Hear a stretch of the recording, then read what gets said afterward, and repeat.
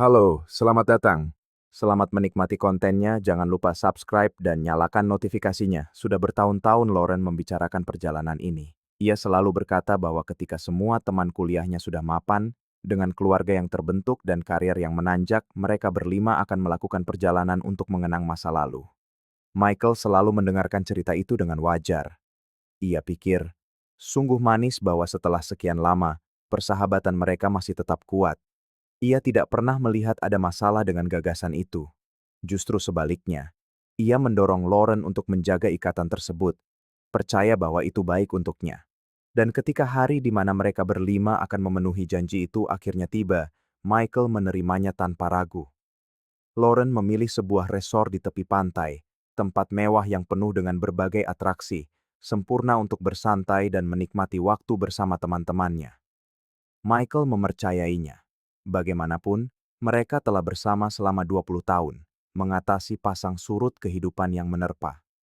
Selama seminggu menjelang perjalanan, Lauren tampak bersemangat, mengepak kopernya, berbicara tentang jalan-jalan, makan malam di tepi laut, dan kegiatan rekreasi. Michael mendengarkan dengan saksama, berharap Lauren menikmati setiap momen, dan mengantarnya ke taksi online yang sudah dipesan. Sebelum masuk ke mobil, Lauren memeluknya erat, menatap matanya, dan mengatakan bahwa ia mencintainya. Michael mempercayainya. Ia berdiri di sana, memandangi mobil yang menjauh, merasakan kedamaian seseorang yang sepenuhnya percaya pada orang di sampingnya. 5 hari kemudian, Michael menerima telepon tak terduga dari Paul Richardson, seorang teman lama yang sudah bertahun-tahun tidak ia ajak bicara. Ketika melihat nama Paul di layar, ia merasa penasaran. Ia menjawab telepon, mengira itu hanya obrolan biasa. Mungkin sebuah upaya untuk menyambung kembali hubungan setelah lama hilang kontak karena kesibukan hidup. Tapi begitu ia menyapa, ia bisa merasakan dari nada suara Paul bahwa ada sesuatu yang serius sedang terjadi. Paul bertanya apakah ia bisa membicarakan topik yang sensitif. Michael mengiyakan, sedikit curiga. Lalu Paul berkata tanpa basa-basi, "Michael, aku perlu memberitahumu sesuatu. Keponakanku bekerja di resort tempat Lauren menginap." Bingung, Michael menyela. "Tunggu, apa maksudmu? Keponakanmu kenal Lauren?" Paul menarik napas dalam-dalam dan menjawab, "Tidak, dia tidak mengenalnya. Hanya saja ada sebuah video yang beredar di antara para pegawai resort. Sepertinya salah satu tamu merekam para wanita itu, dan keponakanku akhirnya menerima video itu di grup kerja. Tanpa sadar ia meneruskannya ke grup keluarga, dan saat aku melihatnya, aku mengenali Lauren." Michael terdiam. Kepalanya berputar. Paul melanjutkan, "Aku tahu ini situasi yang mengerikan, tapi aku pikir kau perlu tahu. Di video itu, Lauren muncul bersama pria lain." Michael menelan ludah dengan susah payah, dan bertanya dengan suara berat, "Kau yakin itu dia?" Paul tidak ragu. Tentu saja, gambarnya sangat jelas. Dia sedang mencium seorang pria di kolam renang resor. Bukan hanya dia, teman-temannya juga ada di sana. Dari yang kudengar dari keponakanku, sepertinya mereka sudah merencanakan perjalanan ini sejak lama dengan gagasan untuk membebaskan diri. Entahlah, semacam cara untuk menghidupkan kembali masa muda mereka.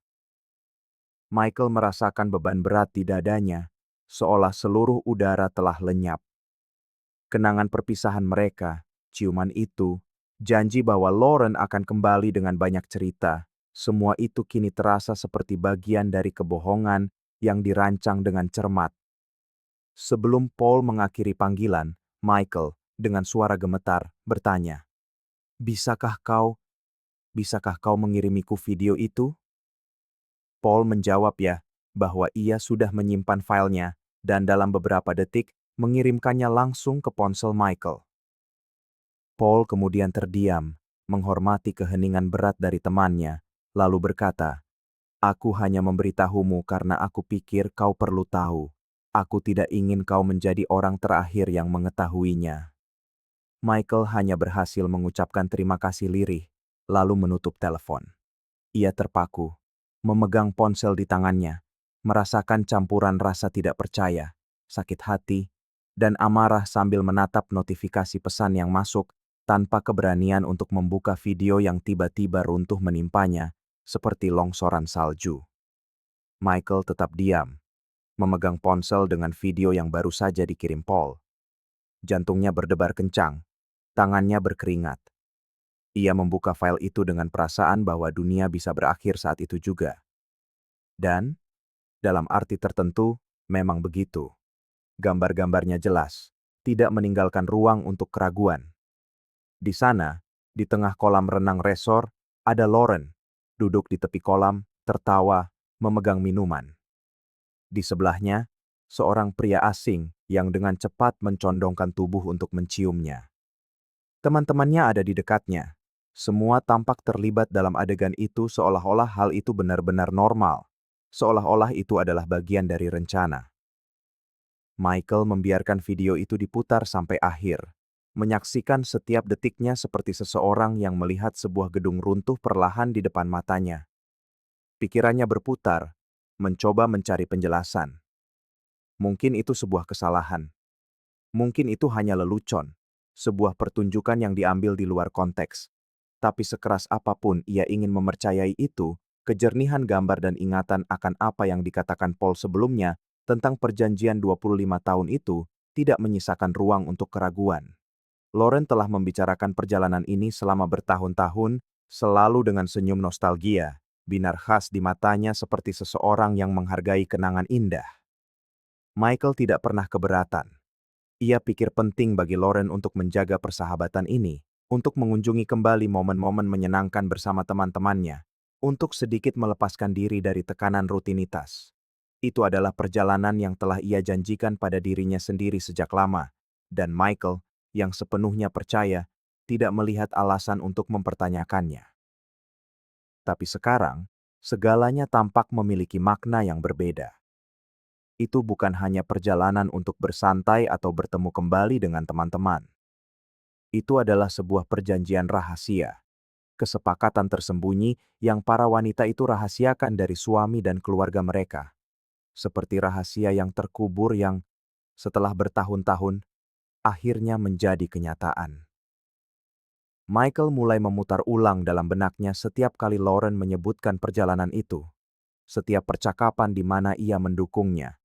Setiap saat Lauren berkata dengan antusias betapa istimewanya perjalanan itu. Ia mempercayai segalanya tanpa bertanya, tanpa curiga sedikit pun. Ia duduk di sana selama berjam-jam menatap ponselnya, menonton video itu berulang kali. Seolah-olah dengan menonton ulang gambar-gambar itu, ia bisa menemukan cacat, celah yang membuktikan bahwa itu tidak seperti yang terlihat. Tapi kenyataannya ada di sana, mentah, dingin, dan menghancurkan. Ciuman itu, sentuhan itu, tatapan itu, keterlibatan antara Lauren dan teman-temannya, seolah-olah perilaku itu adalah ritual yang sudah disepakati, tradisi kelam yang sama sekali di luar pemahamannya. Pada hari-hari berikutnya, Michael mencoba bertindak seolah-olah tidak ada yang terjadi. Ia menghindari menelepon Lauren, tidak bertanya, tidak mengirim pesan menuntut penjelasan. Ia tetap diam, mengamati, menunggu Lauren kembali dari perjalanan dan menceritakan secara spontan apa yang telah terjadi. Tapi di saat yang sama, sebagian dari dirinya tahu itu tidak akan terjadi. Lauren tidak akan memberitahunya. Itu adalah bagian dari kode diam di antara mereka, aturan tak terucap bahwa apapun yang terjadi dalam perjalanan itu akan tetap di sana, terkubur di pasir resor itu, jauh dari keluarga mereka, jauh dari siapapun yang bisa terluka oleh kebenaran. Seiring berjalannya waktu, Michael diliputi oleh campuran kecemasan yang semakin besar dan kebutuhan akan kepastian mutlak tentang apa yang sebenarnya terjadi di luar apa yang sudah ditunjukkan oleh gambar-gambar itu. Ia bertanya-tanya apakah ini adalah kesalahan sesaat atau bagian dari sesuatu yang lebih besar, sebuah pola yang tidak pernah ia sadari. Ia mulai melihat pernikahan mereka secara berbeda, meninjau kembali dalam benaknya perilaku, kata-kata, ketidakhadiran, saat-saat di mana Lauren tampak jauh atau lebih mudah marah tanpa alasan yang jelas. Michael nyaris tidak bisa tidur selama beberapa hari terakhir. Pikirannya masih memproses video yang dikirim Paul. Gambar-gambar jelas Lauren bersama pria lain. Kata-kata tentang perjanjian di antara teman-teman. Semuanya terasa terlalu tidak nyata untuk diterima sekaligus. Ia berlatih ribuan kali apa yang akan ia katakan ketika Lauren kembali. Bagaimana ia akan menghadapi wanita yang belum lama ini ia anggap sebagai pasangan hidupnya. Tapi ia bahkan tidak punya waktu untuk memutuskan bagaimana pertemuan itu akan berlangsung. Pada pagi hari, di hari kepulangan Lauren yang dijadwalkan, telepon Michael berdering. Itu nomor tak dikenal. Ia menjawab, dan di seberang sana, suara tegang seorang pengemudi berkata, "Tuan, istri Anda mengalami kecelakaan. Mobil yang membawanya dari bandara mengalami tabrakan. Dia ada di rumah sakit, tapi sadar." Dunia Michael seakan berhenti. Terlepas dari semua yang ia tahu, terlepas dari semua rasa sakit yang menumpuk, naluri seseorang yang telah berbagi hidup selama 20 tahun berbicara lebih keras. Ia menyambar kunci mobil dan bergegas ke rumah sakit tanpa memikirkan hal lain. Ketika tiba, ia melihat Lauren di atas berangkar sedang dibawa ke area gawat darurat. Ada beberapa luka di wajahnya, satu lengannya diimobilisasi, tampak terguncang, tapi sadar. Michael mendekat, memegang tangannya dengan erat, dan Lauren dengan mata berkaca-kaca, tersenyum lemah dan berbisik, "Kau datang." Ia hanya mengangguk, tidak mengatakan apa-apa. Ini bukan saatnya untuk konfrontasi. Ia perlu memastikan Lauren membaik. Selama beberapa jam berikutnya, ia menunggu di ruang tunggu, berbicara dengan dokter, menandatangani surat-surat, melakukan semua yang akan dilakukan oleh seorang suami yang khawatir. Tapi di dalam hatinya, beban video itu terus menghancurkan setiap bagian dari dirinya. 3 hari rawat inap berlalu sampai dokter memanggil Michael ke samping dan berkata, "Dia akan baik-baik saja. Tidak akan ada dampak serius. Dia hanya perlu istirahat dan fisioterapi untuk lengan dan kakinya." Michael menarik napas dalam-dalam. Inilah saat yang entah bagaimana telah ia persiapkan sejak hari ia menerima telepon Paul. Ia tahu ia tidak bisa menundanya lagi. Ia masuk ke kamar, menarik kursi, dan duduk di samping tempat tidur Lauren, di mana Lauren sedang tidur nyenyak di bawah pengaruh obat. Ketika Lauren bangun, Michael sudah ada di sana, dengan wajah serius dan tatapan terpaku padanya. Tanpa basa-basi, ia mengeluarkan ponsel dari sakunya, membuka video itu, dan meletakkannya di depan Lauren. Lauren butuh beberapa detik untuk mengerti apa itu. Begitu ia sadar, matanya membelalak dan ia mulai menangis. Ia mencoba berbicara, tetapi Michael memotongnya dengan suara tegas. "Aku tahu segalanya. Kau tidak perlu menjelaskan apapun kepadaku, kecuali itu adalah sesuatu yang ingin kau katakan." Lauren terisak, bergumam bahwa itu tidak seperti yang terlihat, bahwa itu adalah momen kelemahan, bahwa teman-temannya yang mendesak, bahwa ia terbawa oleh euforia, oleh suasana kebebasan. Ia bilang ia tidak ingin menyakitinya, bahkan tidak tahu mengapa ia melakukannya dan bahwa, di atas segalanya, ia masih mencintainya. Ia memohon agar Michael mengerti, memaafkan, melupakan, bahwa itu bukan berarti akhir dari segalanya. Michael mendengarkan semuanya dalam diam. Ia tidak bereaksi, tidak membantah, hanya berdiri, mengatakan bahwa Lauren perlu istirahat, lalu meninggalkan ruangan. 2 hari kemudian, Lauren diizinkan pulang. Ia membutuhkan perawatan di rumah, obat-obatan, istirahat, dan sesi fisioterapi. Michael menjemputnya, membantu mengurus administrasi, dan membawanya pulang. Begitu mereka tiba, ia menempatkan Lauren di sofa, menyiapkan obatnya, dan saat menyerahkannya, ia berbicara dengan nada dingin yang belum pernah Lauren dengar sebelumnya. "Aku akan merawatmu sampai kau pulih. Setelah itu, kau harus meninggalkan rumah ini." Lauren, dengan air mata membasahi matanya, mencoba memegang tangannya, memohon agar ia mempertimbangkannya kembali, berjanji bisa berubah, bahwa ia ingin memulai dari awal, bahwa ia akan melakukan apa saja. Ia mencoba merayunya, mendekat, mencari sentuhan intim yang selalu menyatukan mereka. Ia mencoba meminta maaf dengan segala cara, mengatakan bahwa ia adalah manusia, bahwa ia membuat kesalahan, tetapi ia menginginkan kesempatan lain. Michael, yang berdiri diam, menatapnya seperti menatap orang asing, tidak tergerak, tidak menanggapi permohonannya, dan ia hanya berdiri di sana, memandangi Lauren yang terus memohon dengan putus asa, mencoba menghapus dengan kata-kata sebuah jurang yang telah ia gali sendiri sejak lama. Michael menepati janjinya pada Lauren. Ia merawatnya dengan dedikasi seseorang yang menghormati kata-katanya, tetapi dengan dinginnya seseorang yang tidak lagi merasakan apapun selain kewajiban. Ia menyiapkan obatnya tepat waktu, membantu mengganti perban, menemaninya ke sesi fisioterapi, tetapi tidak ada kasih sayang dalam gerak-geriknya, tidak ada tatapan peduli. Setiap gerakannya mekanis, terukur, seperti seseorang yang mengikuti protokol. Lauren yang lemah secara fisik dan emosional, merasakan jarak sedingin es yang memisahkan mereka dan mencoba dengan segala cara untuk meruntuhkan dinding tak kasat mata yang dibangun Michael di antara mereka. Ia terus mencoba memulai percakapan, mengenang saat-saat bahagia, menceritakan kisah-kisah masa lalu, seolah mencoba merebut kembali waktu yang tidak ada lagi. Ia mengeluarkan foto-foto pernikahan lama, berbicara tentang perjalanan, makan malam keluarga, liburan akhir pekan. Tetapi Michael hanya mendengarkan dalam diam atau menjawab dengan kalimat singkat dan langsung, tidak memberi ruang untuk kelanjutan. Meski begitu, Lauren tetap bertahan.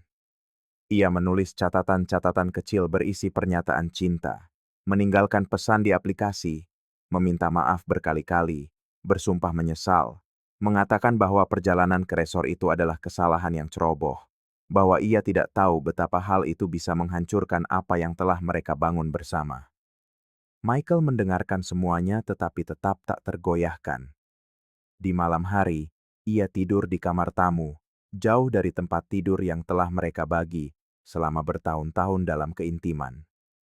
Lauren, sendirian di kamar utama, menangis dalam diam. Tetapi keesokan paginya, ia bangun dan memulai usahanya lagi, selalu berharap Michael akan berubah pikiran, menurunkan pertahanannya, percaya pada penyesalan yang ia ulang tanpa henti. Tetapi Michael tidak menyerah.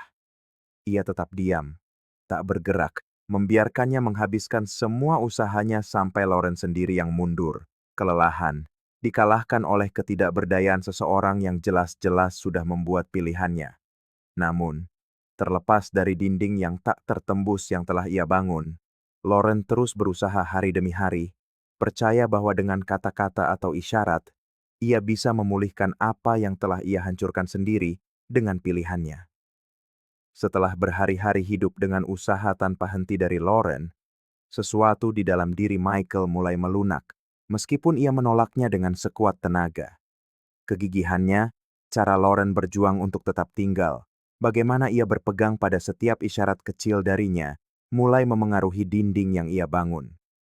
Bahkan tanpa disadari, ia mulai bertanya-tanya apakah ia terlalu keras. Apakah benar-benar tidak ada kemungkinan untuk memperbaiki apa yang telah mereka jalani selama 2 dekade? Lauren memperhatikan tanda-tanda kecil ini, meskipun samar. Fakta bahwa Michael terkadang berhenti untuk mendengarkannya sedikit lebih lama, atau membiarkannya memegang tangannya selama beberapa detik sebelum menarik diri, membuatnya percaya bahwa masih ada ruang untuk membangun kembali. Suatu malam, saat Michael sedang mengatur obat-obatnya, Lauren mengajukan usul. "Michael, bagaimana kalau kita mencoba terapi pasangan? Aku yakin dengan bantuan, kita bisa mencapai pemahaman, menyelesaikan masalah ini, kumohon." Ia mengatakan ini sambil menatap lurus ke mata Michael. Suaranya tenang tetapi dipenuhi harapan yang tampak tak tergoyahkan. Michael menarik napas dalam-dalam, menatapnya langsung, dan menjawab dengan blak-blakan. "Jika kau mau, kau bisa pergi, tapi aku tidak akan ikut." Lauren terdiam sejenak, mungkin mengharapkan jawaban yang berbeda, tetapi kemudian tersenyum dan berkata, "Kalau begitu aku akan pergi. Meskipun sendirian, aku harus mencoba." Michael hanya mengangguk sedikit, menghindari memperpanjang percakapan. Tapi di dalam hatinya, ada sesuatu yang bergejolak. Ia goyah. Ia tidak tahu apakah itu karena kegigihan Lauren, keberaniannya untuk mengakui bahwa ia butuh bantuan, atau hanya karena beban waktu dan sejarah yang mereka bagi. Ia hanya tahu bahwa, meski enggan, ia mulai mempertanyakan apakah ia benar-benar siap untuk mengakhiri segalanya secara definitif. Pada hari-hari berikutnya, Lauren menjadwalkan sesi terapi, dan karena masih dalam masa pemulihan dari kecelakaan, psikolog setuju untuk datang ke rumah mereka. Sesi-sesi itu akan berlangsung di kamar tidur Lauren, tempat ia menghabiskan sebagian besar waktunya beristirahat. Michael mengetahui hal ini ketika Lauren dengan santai menyebutkan, "Dokter akan datang ke sini besok, di kamar. Lebih nyaman bagiku." Ia hanya menjawab dengan anggukan, tetapi sebuah ide mulai terbentuk di benaknya. Malam itu, saat Lauren tidur, Michael pergi ke kamarnya, dengan hati-hati membuka salah satu laci meja samping tempat tidur, dan meletakkan sebuah mikrofon di dalamnya. Ia menutup laci itu dengan perlahan dan berjalan keluar, jantungnya berdebar kencang, berjuang melawan rasa bersalah yang merayap masuk. Ia ingin tahu apa yang akan dikatakan Lauren kepada terapis, ingin mendengar kebenaran yang mungkin tidak berani ia katakan padanya, ingin memahami apakah usahanya itu tulus atau hanya upaya putus asa lain untuk memanipulasi situasi. Mikrofon itu tetap di sana, diam, siap merekam setiap kata dari sesi yang baginya akan menjadi penentu. Michael menunggu dalam diam di kamar sebelah dengan earphone terhubung ke mikrofon tersembunyi di kamar Lauren. Jantungnya berdebar kencang saat ia mendengarkan setiap kata dari sesi yang, baginya, akan menentukan masa depan dari apa yang selama bertahun-tahun ia yakini sebagai pernikahan yang kokoh. Terapis memulai dengan pertanyaan-pertanyaan ringan, menanyakan bagaimana perasaan Lauren, bagaimana keadaannya secara emosional setelah kecelakaan, bagaimana rasanya menghadapi jarak emosional dari suaminya. Lauren menarik napas dalam-dalam dan, dengan kejujuran yang menyayat Michael seperti pisau, mengaku, "Saya kecanduan seks." Michael memejamkan mata, seolah itu bisa mencegahnya mendengar apa yang akan terjadi selanjutnya, tetapi ia tetap teguh mendengarkan. Lauren melanjutkan, suaranya tercekat.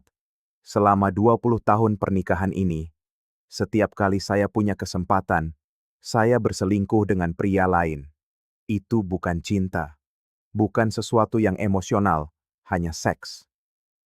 Terapis terdiam sejenak, mungkin terkejut, lalu bertanya langsung, "Berapa kali, Lauren?"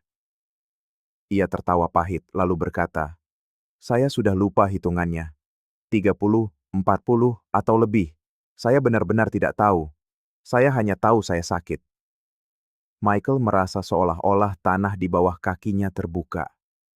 Gambaran pernikahan mereka, ulang tahun, perjalanan keluarga, makan malam perayaan, semuanya larut seperti debu.